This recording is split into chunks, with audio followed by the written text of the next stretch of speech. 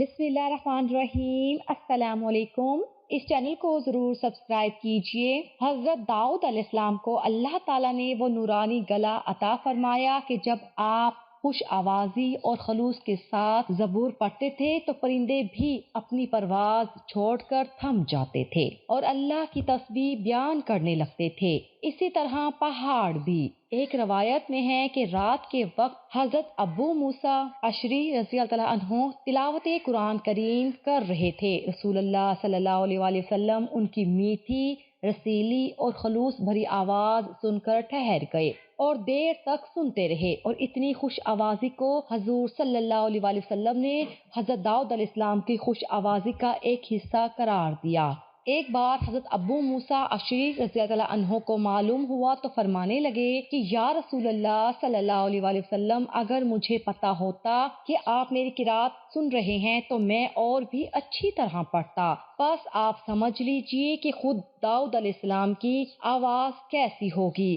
حضرت داؤد علیہ السلام کی بادشاہت شام، عراق اور فلسطین کے علاقوں میں پھیلی ہوئی تھی۔ ایک دن دو شخص حضرت داؤد علیہ السلام کی خدمت میں آئے۔ ان میں سے ایک اپنا حال رو رو کر سنا رہا تھا کہ حضور، اس آدمی نے مجھ پر بہت ظلم کیا ہے، مجھے برباد کر دیا ہے۔ میرے کھیت میں اس کی بکریوں کا ریوڑ گھس آیا اور دیکھتے ہی دیکھتے سارے کھیتوں کو اچاٹ کر گئی۔ میری لہلاتی اور پکی ہوئی فصل کو اس کی لاپرواہی نے برباد کر دیا۔ حضور، ایک دو بکریاں ہوتی تو میں روک بھی لیتا، یہ تو ایک بہت بڑا ریوڑ تھا، سب میرا فصل کھا گئی۔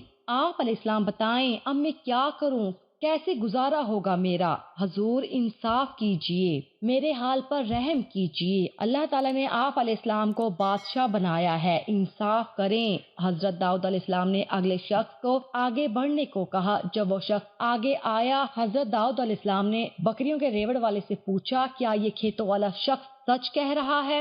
اس شخص نے کہا، جی ہاں حضور، یہ سچ کہہ رہا ہے۔ حضرت داؤد علیہ السلام نے فرمایا، تم نے اپنی بکریوں کو کیوں نہیں روکا؟ بکریوں والا شخص کہنے لگا، اے نبی علیہ السلام، میں نے بکریوں کو روکا تھا مگر ریوڑ بہت بڑا تھا جس کی وجہ سے نہ روک سکا۔ حضرت داؤد علیہ السلام نے فرمایا، کیا تم مانتے ہو کہ سارا نقصان تمہاری بکریوں کی وجہ سے ہوا ہے؟ اس نے جواب دیا، میں مانتا ہوں۔ حضرت داؤد علیہ السلام نے دونوں آدمیوں کو غور سے دیکھا، کچھ سوچا، پھر آہستہ آہستہ کچھ کہا۔ حضرت داؤد علیہ السلام نے فرمایا، بکریوں کے ریوڑ کی قیمت اتنی معلوم ہوتی ہے جتنا کہ کھیت والے کا نقصان، لہٰذا یہ ساری بکریاں اس کھیت والے کو دے دی جائیں تاکہ اسے کوئی نقصان نہ ہو، اور لاپرواہی برتنے والے کو سزا بھی مل جائے گی۔ حضرت داؤد علیہ السلام نے ساتھ ہی بیٹھے اپنے فرزند حضرت سلیمان علیہ السلام کی طرف دیکھا۔ اس وقت حضرت سلیمان علیہ السلام کی عمر 12 سال تھی۔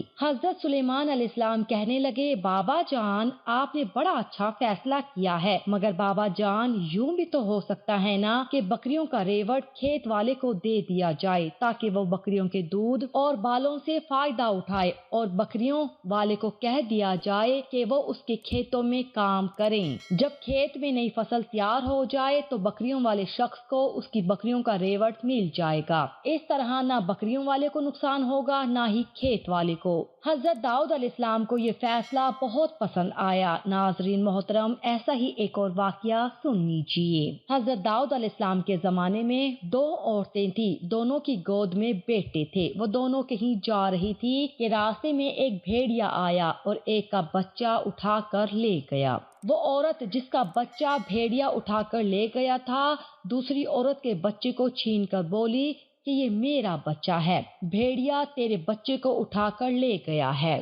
بچے کی ماں نے کہا کہ بہن، خدا سے ڈر، یہ بچہ تو میرا ہے، بھیڑیے نے تیرے بچے کو اٹھایا ہے۔ ان دونوں میں جب جھگڑا بڑھ گیا تو دونوں حضرت داؤد علیہ السلام کی عدالت میں حاضر ہوئیں۔ حضرت داؤد علیہ السلام نے وہ بچہ بڑی عورت کو دلوا دیا۔ حضرت سلیمان علیہ السلام کو اس بات کی خبر ہوئی تو آپ نے فرمایا، ابا جان، ایک فیصلہ میرا بھی ہے، اور یہ ہے کہ چھری منگوائی جائے، میں اس بچے کے دو ٹکڑے کرتا ہوں اور آدھا بڑی کو اور آدھا چھوٹی کو دے دیتا ہوں۔ یہ فیصلہ سن کر بڑی تو خاموش رہی اور چھوٹی بولی کہ حضور، آپ بچہ بڑی کو ہی دے دیں، لیکن خدا را بچے کے ٹکڑے نہ کیجیے۔ حضرت سلیمان علیہ السلام نے فرمایا بچہ اسی چھوٹی کا ہے جس کے دل میں شفقت مادری پیدا ہو گئی، چنانچہ وہ بچہ چھوٹی کو دے دیا گیا۔ ابن عساکر میں ہے کہ حضرت داؤد علیہ السلام کے زمانے میں ایک خوبصورت عورت سے ایک رئیس نے ملنا چاہا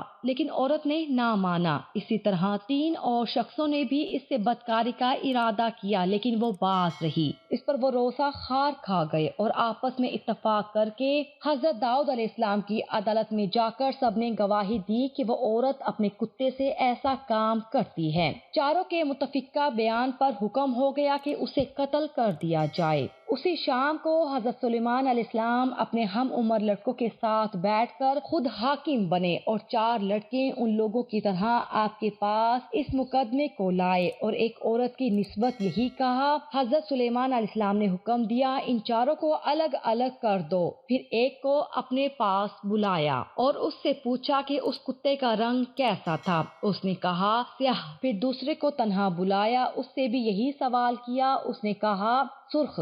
تیسرے نے کہا خاکی، چوتھے نے کہا سفید۔ آپ نے اسی وقت فیصلہ دیا کہ عورت پر یہ تہمت لگا رہے ہیں اور ان چاروں کو قتل کر دیا جائے۔